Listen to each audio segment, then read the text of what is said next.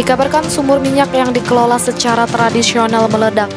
Dalam musibah itu 2 orang mengalami luka bakar dan seorang meninggal dunia pada Kamis 13 Oktober 2022 sekira pukul 4.30 waktu Indonesia bagian Barat.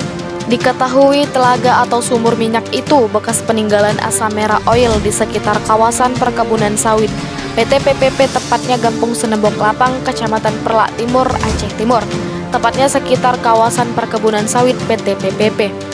Dari informasi yang berhasil dihimpun, Nasrun, salah seorang pekerja yang menjadi saksi mata pada kejadian itu, mengatakan, pada kejadian itu Zaini Kaoid, warga Gampung Cekbon, Kecamatan Perlak, Kabupaten Aceh Timur, mengalami luka bakar 80%.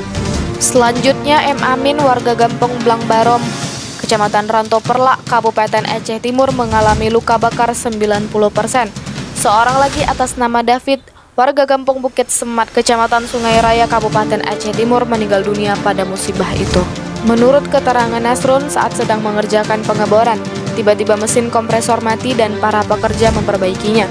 Sekira pukul 23.00 WIB, para pekerja melanjutkan pekerjaan kembali untuk mengangkat atau mencabut selang yang terpasang di dalam sumut atau telaga sumur tersebut karena mesin kompresor mati.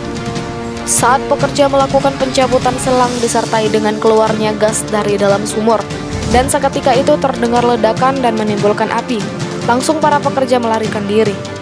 Adapun dari keterangan Mulyasir Security pada PT PPP mengatakan, sekira pukul 23.40 WIB terdengar suara ledakan di belakang pos penjagaan.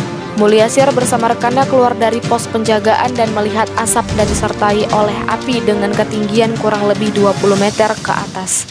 Menurutnya tidak lama berselang, tiba-tiba 2 orang berlari seraya meminta pertolongan karena mengalami luka bakar. Melihat kondisi itu, ia pun langsung menghubungi kepala security untuk melaporkan kejadian tersebut. Dugaan sementara terbakarnya sumur minyak disebabkan oleh puntung rokok. Saat ini kejadian tersebut telah ditangani oleh Polres Aceh Timur untuk dilakukan penyelidikan lebih lanjut.